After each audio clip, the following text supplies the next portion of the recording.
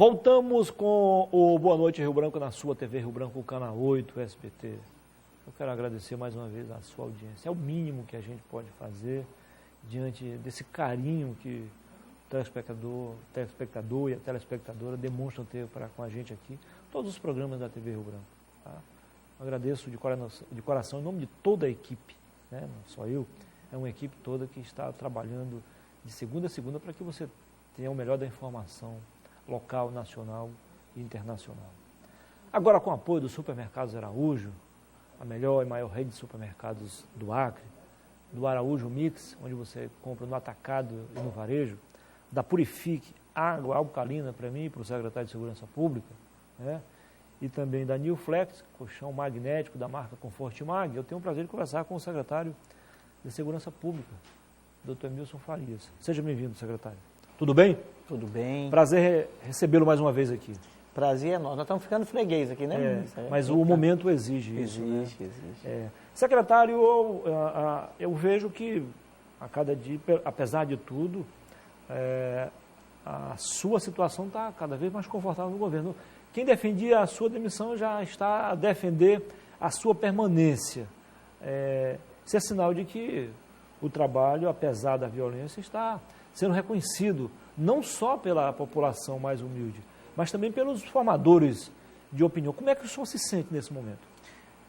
Muniz, eu sempre digo o seguinte, que a gente consegue fazer um bom trabalho quando você tem uma boa equipe.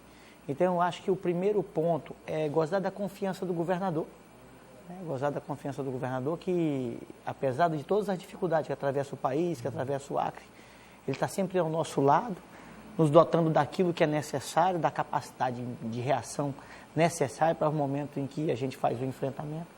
Nós temos uma tropa, que é uma tropa que está muito unida, que está muito coesa, então você verifica desde o Detran até a Polícia Militar, passando por Polícia Civil, pelo Bombeiro, todos muito próximos. Então essa unidade, essa integração, eu penso que é o grande legado, e é isso que fortalece a gente. E buscar sempre as mudanças estruturantes. A gente sempre deixa muito claro qual é o nosso objetivo, quais são as diretrizes. Não tem operador de segurança que não saiba como tem que fazer e o que tem que fazer. Veja, no momento de crise que nós atravessamos agora, graças a Deus nós temos experimentado nos últimos 5 dias aí um momento de relativa calmaria, de calmaria aparente. Não quer dizer que a gente está tranquilo, não quer dizer que a gente vai baixar a guarda. Muito pelo contrário, tem que estar mais intenso, mais preocupado, mais atento.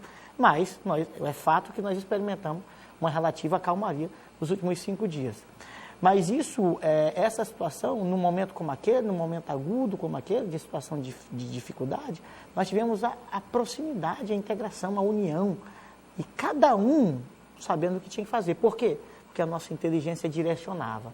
Nós tivemos, só para dar um exemplo do que eu estou falando aqui, nós tivemos a prisão de lideranças de facções criminosas lá no Tancredo Neves, que a polícia chegou, teve troca de tiro, a polícia chegou e prendeu. Por que prendeu? Porque a inteligência orientou no asfalto. Teve lá na Baixada. Por quê? A inteligência orientou. Mais uma reunião de organização criminosa que as polícias chegaram lá e prisão. Por quê? Nós tivemos uma operação, que agora eu posso falar, nós tivemos uma operação que ocorreu no sábado, na madrugada do sábado, na primeira hora, no raio do sol. Essa operação, das 36 prisões que nós fizemos, nessa nós tivemos, num primeiro momento, 7, depois mais 4. Nessa, nós tivemos uma arma longa apreendida, nós demoramos 2 dias para executar essa operação. 2 dias. Porque a gente via intenso movimento no local, num bairro específico, no bairro São Francisco, intenso movimento no local, e a gente tinha medo de fazer uma operação em que viesse a machucar ou ferir civis.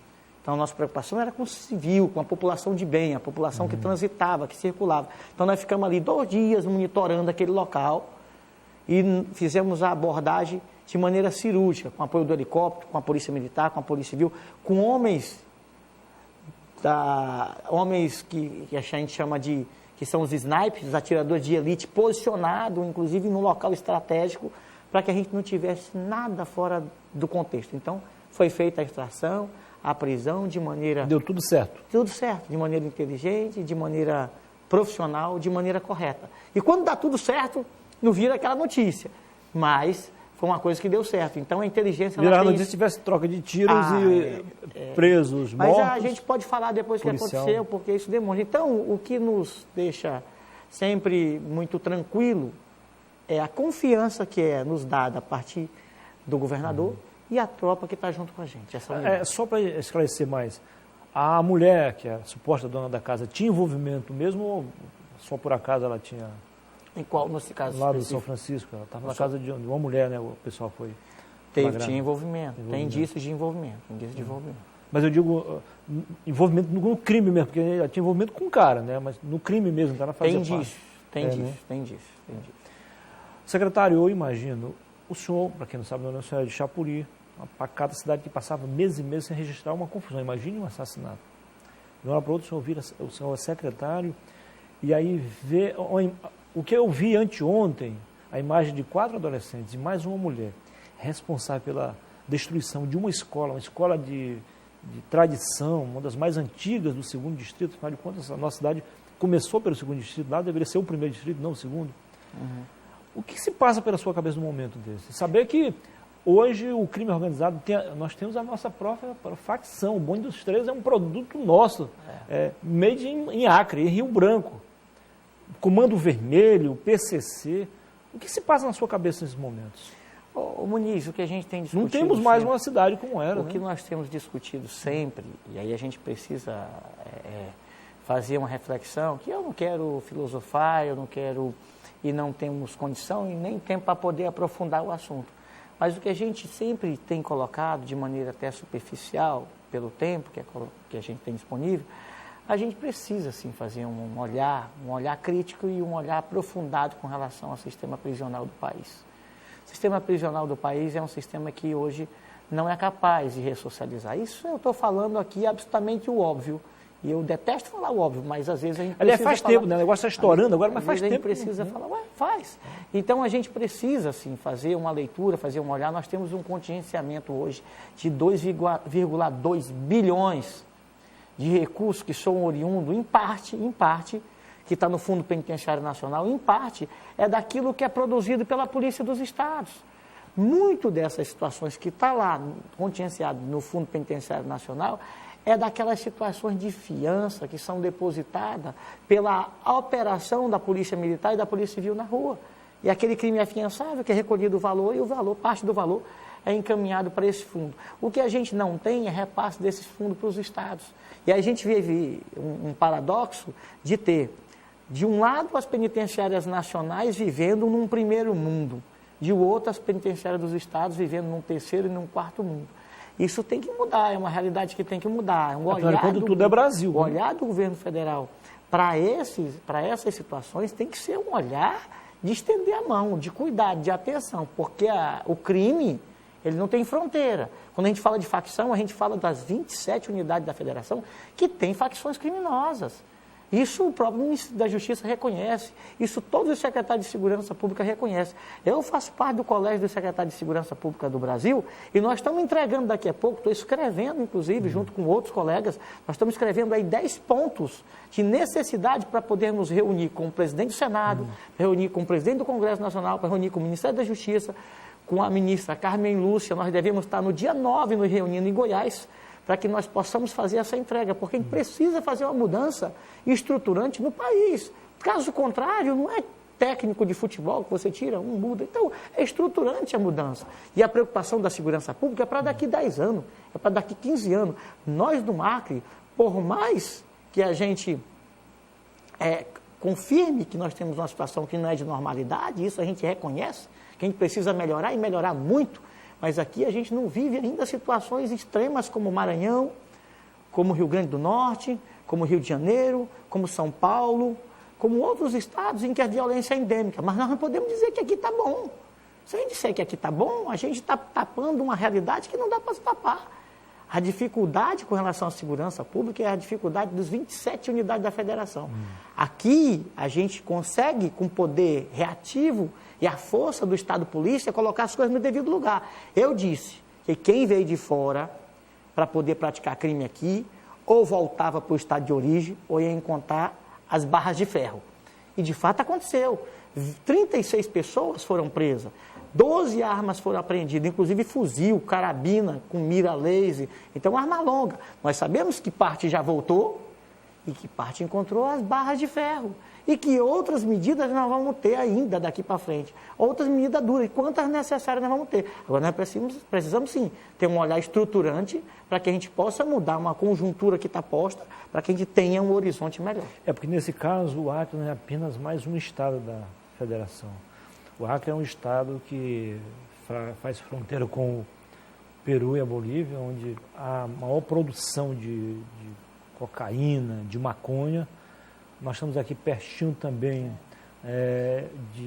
da Colômbia, que tem, talvez no continente, os maiores laboratórios, os mais modernos. Hoje o Peru está centralizando muito isso, está centralizando muito isso. Então mas, não é fácil. Não é questão de armamento. Quando eu falo droga. Que a gente tem experimentado nos últimos dias, desde sexta-feira, nós não tivemos mais nenhuma execução.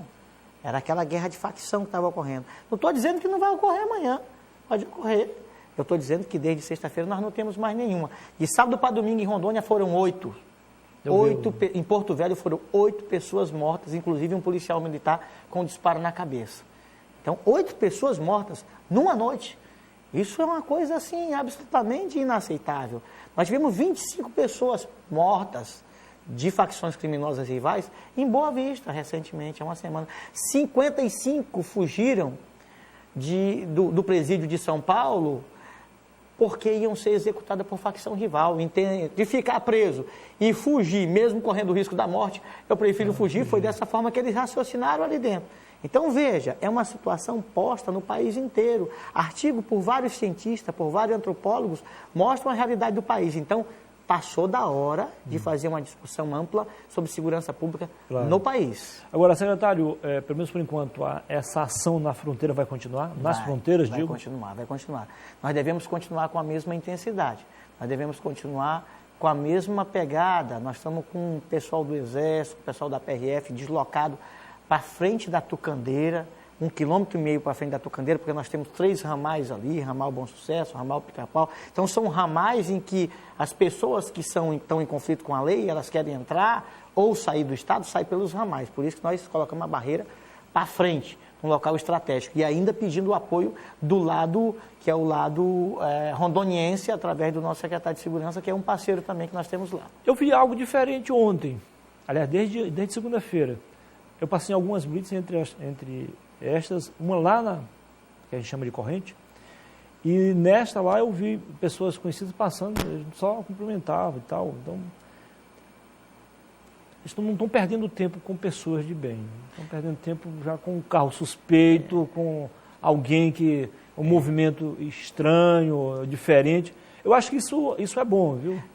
Muniz, eu te asseguro que o nosso sistema de inteligência ele amadureceu muito, evoluiu demais. Se é uma das coisas que nos demonstra a todo momento a maturidade e a evolução é o sistema de inteligência. Você não consegue imaginar o tanto de informação que me chega a cada 2 minutos pelo sistema de inteligência. Então, o sistema de inteligência ele produz conhecimento a todo momento. E essa produção de conhecimento orienta os homens no terreno.